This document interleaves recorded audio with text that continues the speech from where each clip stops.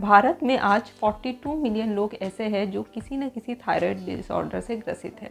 Hypothyroidism जिसमें कि thyroid hormone कम बनता है और हाइपरथायराइडिज्म जिसमें कि थायराइड हार्मोन ज़्यादा बनता है। ये दोनों बीमारियां भारत में पाई जाती हैं। हाइपोथायराइडिज्म हाइपरथायराइडिज्म से कई ज़्यादा गुना मात्रा में पाया जाता है। अगर हमारे देश की बात करें तो 11% लोग ऐसे हैं जो कि आज हाइपोथायराइडिज्म से ग्रसित हैं। जब इस बीमारी से इतनी बड़ी जनसंख्या में लोग ग्रसित हैं तो इसके प्रति जागरूकता भी बहुत ज़रूरी है। तो आज हम इस वीडियो में हाइपोथायराइडिज्म के विषय में चर्चा करेंगे।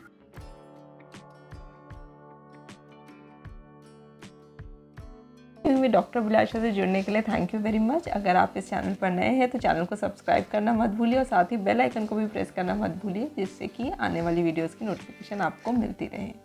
हाइपोथायराइडिज्म के विषय में आज हम चर्चा कर रहे हैं। हाइपोथायराइडिज्म क्या है?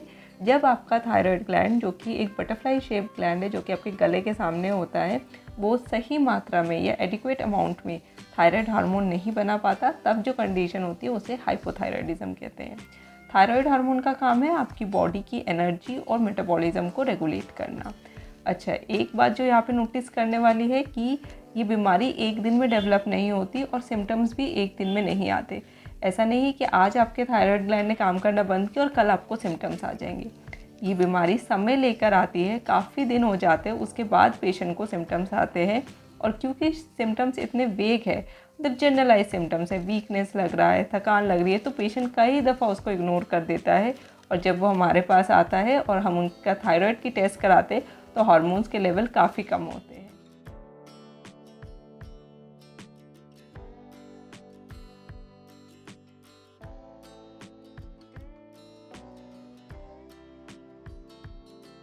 तो थायराइडिज्म की अगर मैनेजमेंट की बात करें तो उसके दो कंपोनेंट्स हैं, एक है मेडिकेशन और एक है लाइफस्टाइल मैनेजमेंट।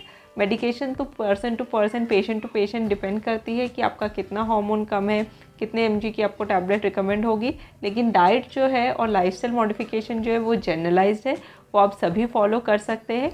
तो सबसे पहले देख लेते हैं कि आपको अपने डाइट में क्या क्या चेंजेस करने हैं। ऐसे न्यूट्रिएंट्स देख लेते हैं जो आपके थायराइड ग्लैंड के लिए बहुत ज़रूरी है और जो हाइपोथायराइडिज्म को रोकते हैं। सबसे पहले इसमें आता है आयोडीन। आयोडीन एक एसेंशियल मिनरल है जो कि थायराइड हार्मोन को बनाने में यूज़ होता है और इसकी कमी की वजह से हाइपोथायराइडिज्म हो जाता है।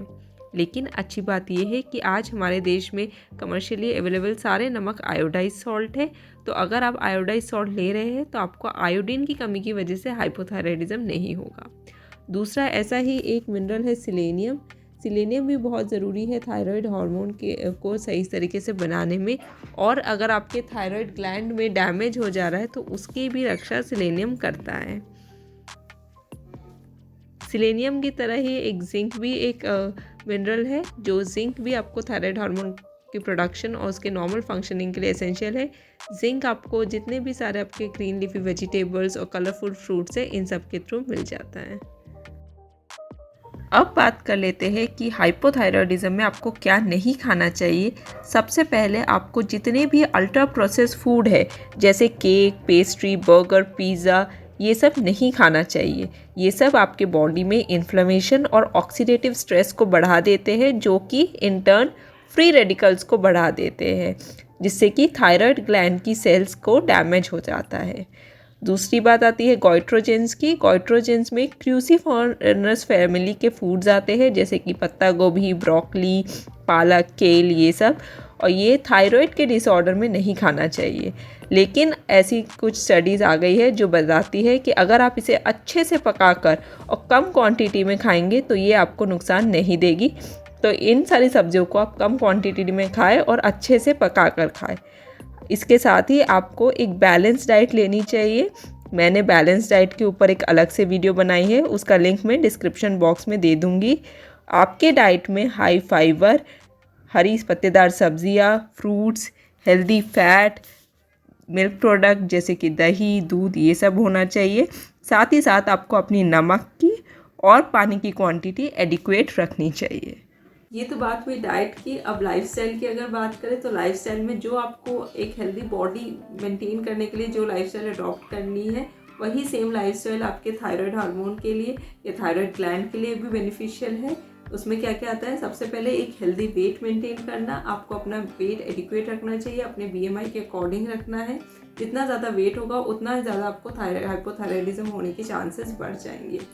दूसरा, स्ट्रेस को मैनेज करना है। स्ट्रेस आजकल बहुत ही प्रेवलेंट है, तो स्ट्रेस मैनेजमेंट के भी आपको कुछ ना कुछ तरीका निकालना ही पड़ेगा।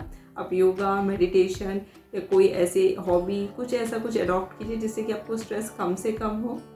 तीसरा, एडिक्वेट स्लीप, आपको अपनी नींद का ध्यान रखना पड़ेगा। नींद बहुत ज़रूरी है बॉडी के वेलबींग और डेवलपमेंट के लिए, ग्रोथ के लिए भी नींद बहुत ही ज़्यादा एसेंशियल है। तो नींद कितनी लेनी है आपको, 7 से 8 घंटे की, या अगर ये ज़्यादा है तो कम से कम 6 से 7 घंटे की नींद तो आपको अनडिस्टर्ब स्लीप आपको लेना ही लेना है। कोशिश कीजिए एक ही टाइम पे रोज़ सोए और एक ही टाइम पे रोज़ जगे। चौथा है एक्सरसाइज। एक्सरसाइज आपको करनी ही पड़ेगी, इसका कोई सब्स्टिट्यूट नहीं है। 20 minute to 30 minutes of brisk exercise आपको डेली करनी चाहिए, एटलीस्ट 6 डेज अ वीक। तो ये कुछ लाइफस्टाइल चेंजेस है जो कि आप फॉलो करेंगे तो आपको हाइपोथायराइडिज्म होने के चांसेस बहुत कम हो जाएंगे, और अगर किसी को है तो उनके भी थायराइड हार्मोन नॉर्मल होने के चांसेस बढ़ जाएंगे। This brings us to the end of the video. अगर आपको वीडियो अच्छी लगी है तो प्लीज़ इसे लाइक कीजिए, अपने फ्रेंड्स एंड फैमिली के साथ शेयर कीजिए और कमेंट करके बताइए आपको कैसा लगा। अगर चैनल पर नए हैं तो चैनल को सब्सक्राइब करना मत भूलिए। Till we meet next time, stay healthy and stay happy.